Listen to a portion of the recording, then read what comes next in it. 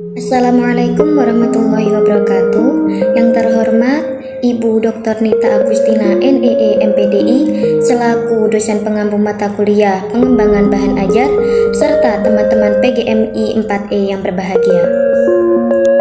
Kami dari kelompok 1 yang terdiri dari Asna Husnul Latifah, Arika Mila Nabila dan Naini Nur Halimah akan menjelaskan materi tentang landasan teori pembelajaran. Pengertian pembelajaran. Pembelajaran adalah proses interaksi peserta didik dengan pendidik dan sumber belajar pada suatu lingkungan belajar. Pembelajaran merupakan bantuan yang diberikan pendidik agar dapat terjadi proses pemerolehan ilmu pengetahuan, penguasaan kemahiran dan tabiat serta pembentukan sikap dan kepercayaan pada peserta didik. Dengan kata lain, pembelajaran adalah proses untuk membantu peserta didik agar dapat belajar dengan baik. Tujuan pembelajaran. Tujuan pembelajaran instruksional objektif adalah perilaku hasil belajar yang diharapkan terjadi, dimiliki atau dikuasai oleh peserta didik setelah mengikuti kegiatan pembelajaran tertentu. Hal ini didasarkan berbagai pendapat tentang makna tujuan pembelajaran atau tujuan instruksional. Tujuan pembelajaran merupakan arah yang hendak dituju dari rangkaian aktivitas yang dilakukan dalam proses pembelajaran. Tujuan pembelajaran dirumuskan dalam bentuk perilaku kompetensi spesifik, aktual dan terukur sesuai yang diharapkan, dimiliki dan dikuasai siswa setelah mengikuti kegiatan pembelajaran tertentu. Penyusunan tujuan pembelajaran merupakan tahapan penting dalam rangkaian pengembangan desain pembelajaran. Dari tahap inilah ditentukan apa dan bagaimana harus melakukan tahap selanjutnya. Apa yang dirumuskan dalam tujuan pembelajaran menjadi acuan untuk menentukan tujuan, jenis materi pembelajaran, strategi pembelajaran, metode pembelajaran, dan media pembelajaran yang akan digunakan dalam proses pembelajaran. Tanpa tujuan yang jelas, pembelajaran akan menjadi kegiatan tanpa fokus dan menjadi tidak efektif. Assalamualaikum warahmatullahi wabarakatuh.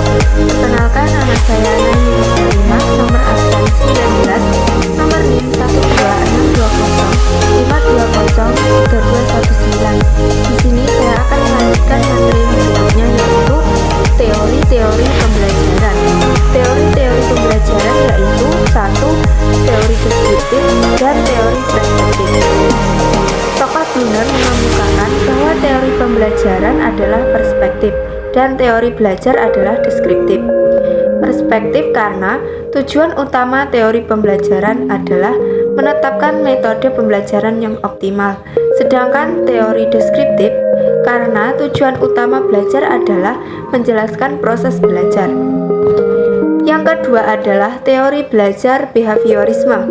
Ciri dari teori ini adalah mengutamakan unsur-unsur dan bagian kecil, bersifat mekanistis, menekankan peran lingkungan, mementingkan pembentukan reaksi atau respon. Yang ketiga adalah teori belajar humanistik.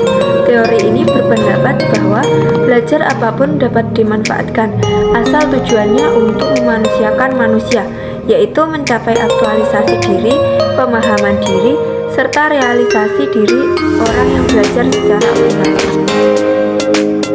Yang keempat adalah teori konstruktivisme. Teori ini merupakan suatu proses pembentukan pengetahuan. Pembentukan ini harus dilakukan oleh siswa.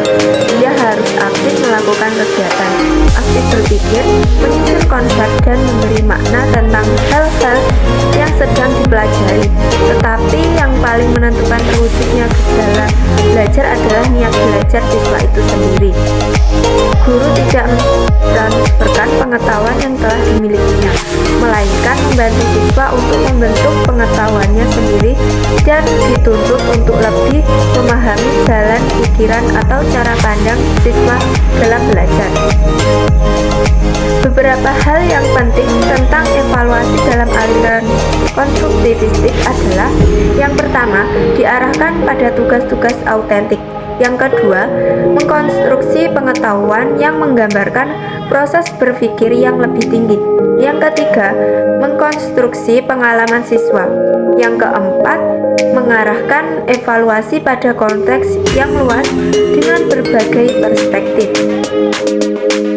Yang kelima, teori belajar kognitivistik. Teori ini lebih menekankan pada proses belajar daripada hasil belajar. Bagi pengalaman kognitivistik, belajar tidak sekedar melibatkan hubungan antara stimulus dan respon. Lebih dari itu, belajar adalah melibatkan proses berpikir yang sangat kompleks. Terima kasih. Assalamualaikum warahmatullahi wabarakatuh. Assalamualaikum warahmatullahi wabarakatuh. Perkenalkan, nama saya Asna Pujimaratma. Di sini saya akan menjelaskan materi mengenai metode pembelajaran. Yang pertama, metode proyek. Metode ini bertitik tolak dari suatu masalah kemudian dibahas dari berbagai segi yang berhubungan sehingga pemecahannya secara komprehensif dan bermakna. Yang kedua, metode eksperimen. Metode ini mengedepankan aktivitas percobaan sehingga siswa mengalami dan membuktikan sendiri sesuatu yang dipelajari. Yang ketiga, metode tugas atau resitasi. Dalam metode ini, guru memberikan tugas tertentu agar siswa melakukan kegiatan belajar. Yang keempat, metode diskusi. Dalam metode ini, siswa dihadapkan pada suatu masalah yang bisa berupa pernyataan atau pernyataan yang bersifat problematis untuk dibahas dan dipecahkan bersama. Yang kelima, metode sosiodharma. Dalam metode ini, siswa mendramatisasikan tingkah laku dalam hubungannya dengan masalah sosial. Yang keenam, metode demonstrasi.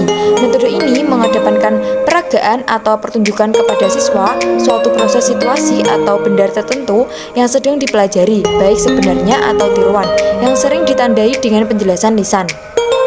Yang ketujuh, metode problem solving. Metode ini mengedepankan metode berpikir untuk menyelesaikan masalah dan didukung dengan data-data yang ditemukan.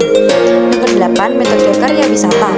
Metode ini mengajak siswa keluar kelas dan meninjau atau mengunjungi objek-objek lainnya sesuai dengan kepentingan pembelajaran. Yang kesembilan, metode tanya jawab. Metode ini menggunakan sejumlah pertanyaan-pertanyaan yang harus dijawab oleh para siswa. Yang ke-10, metode latihan. Metode ini dimaksudkan untuk menanamkan sesuatu yang baik atau menanamkan kebiasaan-kebiasaan tertentu. Yang ke-11, metode ceramah. Metode ini merupakan metode tradisional karena sejak lama metode ini digunakan oleh para pengajar. Namun demikian, metode ini tetap memiliki fungsinya yang penting untuk membangun komunikasi antara pengajar dan pembelajar. Terima kasih.